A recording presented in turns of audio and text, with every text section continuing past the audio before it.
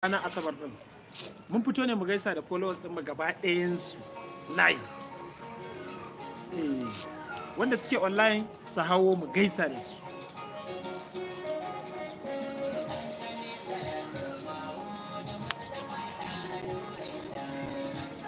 ba kuwa online ko